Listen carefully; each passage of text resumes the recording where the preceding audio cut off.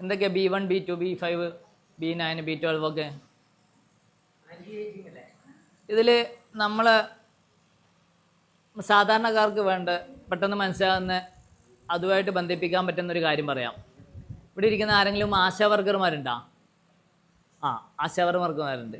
റീസെൻ്റായിട്ട് വീട്ടിൽ ചെറിയ കുട്ടികൾ പ്രസവിച്ചവർ ആരെങ്കിലും ഉണ്ടോ? ഫോളിക് ആസിഡ് കഴിച്ചിട്ടുണ്ടോ? കൊടുക്കാറുണ്ടോ? എല്ലാവർക്കും കല്യാണം കഴിഞ്ഞ പാടെ എല്ലാവർക്കും ഫോളിക് ആസിഡ് കൊടുക്കാറുണ്ട് അല്ലേ? കേട്ടിട്ടുണ്ടോ? കഴിച്ചിട്ടുണ്ടോ? എന്തിനാ കഴിച്ചേ? വയറ്റ് പ്രഗ്നൻ്റ് ആയപ്പോഴാണ് കഴിക്കുക സാധാരണ ഗതിയിൽ. ഇപ്പോൾ പറയുന്നത് പ്രഗ്നൻ്റ് ആയിട്ട് നമ്മൾ കഴിക്കുന്നത്, പ്രഗ്നൻ്റ് ആകുന്നതിന് മുന്നേ കഴിക്കുന്നതാണെന്നാണ് പറയാം. എന്തിനാ കഴിക്കുന്നത്? എന്തിനാ കൊടുക്കുന്നത്? ഇത് പൈസ കൊടുത്ത് വാങ്ങുന്നതാണോ ഫോളിക് ആസിഡ്? ഫ്രീ ആയിട്ട് ഗവൺമെൻറ് തന്നെ കൊടുക്കുന്നുണ്ട്. എന്തിനാ കൊടുക്കുന്നത്? കാൽസ്യം ഗുളികയല്ല, അത് വേറെ കൊടുക്കുന്നുണ്ട്. അയണും കാൽസ്യം വേറെ കൊടുക്കുന്നുണ്ട്, ഫോളിക് ആസിഡ് വേറെ കൊടുക്കുന്നുണ്ട് ഇല്ലേ? ഉണ്ട്. എന്തിനാ? ഫോളിക് ആസിഡാണ് നമ്മുടെ ശരീരത്തിലെ DNA നിർമ്മിക്കുമ്പോഴും അതുപോലെ കോശങ്ങൾ പെട്ടെന്ന് വിഘടിക്കുകയും ഇരട്ടുകയും ചെയ്യുമ്പോൾ, പെരുകുകയും ചെയ്യുന്ന സമയത്ത് അതിന് ഏറ്റവും കൂടുതൽ സഹായിക്കുന്ന ഒന്നാണ് ഫോളിക് ആസിഡ്. സാധാരണ ഒരു വ്യക്തിക്ക് 400 മൈക്രോഗ്രാം ഫോളിക് ആസിഡ് വേണമെന്നാണ് പറയാം. ശരീരം നല്ല രീതിയിൽ പ്രവർത്തിക്കണമെങ്കിൽ, നമ്മുടെ എല്ലാ കോശങ്ങളും നല്ല രീതിയിൽ പ്രവർത്തിക്കണമെങ്കിൽ 400 മൈക്രോഗ്രാം ഫോളിക് ആസിഡ് വേണമെന്ന് പറയാം. ഒരു ഗർഭിണിയാണെങ്കിൽ 600 മൈക്രോഗ്രാം ഫോളിക് ആസിഡ് വേണമെന്ന് പറയാം. എന്തുകൊണ്ടാണ്?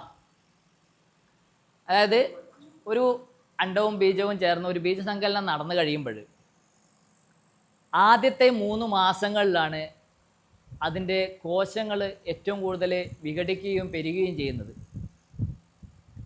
ആ സമയത്ത് ഏറ്റവും കൂടുതൽ സഹായിക്കാൻ വേണ്ടത് ഈ ഫോളിക് ആസിഡാണ്. ഫോളിക് ആസിഡ് ശരീരത്തിന് ആവശ്യത്തിന് ഇല്ലെങ്കിൽ ചെറിയ കുട്ടികളായാലും പോലും മസ്തിഷ്കത്തിൻ്റെയും അതുപോലെ നട്ടലിൻ്റെയൊക്കെ ഇതൊക്കെ ഉണ്ടാകുന്ന സമയത്ത് അതിന് വേണ്ട ശക്തി ഉണ്ടാവില്ല, പല പ്രശ്നങ്ങളും ഉണ്ടാവും. മനസ്സിലായില്ലേ?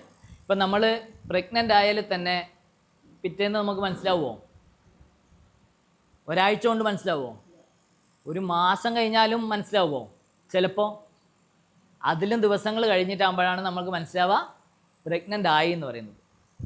അപ്പോൾ ആദ്യത്തെ 3 മാസങ്ങളിലാണ് ഇതൊക്കെ കുട്ടികൾക്ക് ഉണ്ടാവുക. കയ്യും കാലും ഒക്കെ ഉണ്ടാവുന്ന സമയമാണിത്, തലച്ചോറടക്കം ഉണ്ടാകുന്ന സമയമാണ് ഈ ഒരു സമയം. ആ സമയത്താണ് നമുക്ക് ആവശ്യത്തിന് ഫോളിക് ആസിഡ് വേണ്ടത്. അപ്പോൾ അത് നമുക്ക് മുൻകൂട്ടി അറിയാത്തത് കൊണ്ടാണ് നമ്മൾ പ്രഗ്നൻ്റ് ആകുന്ന മുന്നേ ഫോളിക് ആസിഡ് കഴിച്ചു തുടങ്ങുന്നത്. ഇവിടെയില്ല പ്രായമുള്ളവരൊക്കെ പ്രസവിക്കുന്ന സമയത്ത് ഇതൊക്കെ ചെയ്യാറുണ്ടോ? ഇല്ല. സമയത്ത് ഇത്രയും ഇതൊന്നും അറിവുണ്ടായിരുന്നില്ല. അന്നൊക്കെ ചിലപ്പോൾ കഴിക്കുന്ന ഭക്ഷണത്തിലൊക്കെ ഇതൊക്കെ ആവശ്യത്തിനുണ്ടാവും. 400 മൈക്രോഗ്രാം ഫോളിക് ആസിഡ് കിട്ടാൻ മാത്രം ഭക്ഷണം നമ്മളിപ്പോൾ കഴിക്കുന്നുണ്ടോ? Folic acid പലതിലുണ്ട്. കൂണിൽ ഒരു കപ്പ് കൂണ് കഴിക്കുമ്പോൾ 11.9 മൈക്രോഗ്രാം ഫോളിക് ആസിഡ് ഡയറക്റ്റ് കൂണിൽ നിന്ന് കിട്ടും. ഇത് മാത്രമല്ല, നമുക്ക് ഇലക്കറികളിൽ, പച്ചക്കറികളിൽ, പിന്നെ ധാന്യങ്ങളിൽ, പല ധാന്യങ്ങളിൽ കിട്ടും. സോയാബീൻ, ഇങ്ങനെ പലതിലുമുണ്ട്, പല റേഷ്യോയിലുണ്ട്. പക്ഷെ ഇതൊക്കെ നമ്മളെ ശരീരത്തിന് എല്ലാ ദിവസവും നമ്മൾ കഴിക്കുന്നതാണോ? അത് കഴിക്കാൻ പറ്റാത്തതുകൊണ്ടാണ്, കഴിക്കുന്നില്ല എന്നുള്ളത് സർക്കാരിന് ഉറപ്പായതുകൊണ്ടാണ് നിങ്ങൾക്ക് ഗുളികയായിട്ട് എന്നാൽ ഇത് കുടിച്ചാൽ മതി, 1 രൂപ താഴെ വില വരുന്നുള്ളൂ, പൈസ കൊടുത്ത് വാങ്ങിയാലും 1 രൂപയേ വരുന്നുള്ളൂ, നിങ്ങളിത് കഴിക്കണം എന്ന് പറയുന്നത്. ഒരു കപ്പ് കൂണ് കഴിക്കുമ്പോൾ 11.9 മൈക്രോഗ്രാം ഫോളിക് ആസിഡ് മാത്രം നമുക്ക് ശരീരത്തിൽ കിട്ടും. മനസ്സിലായില്ലേ?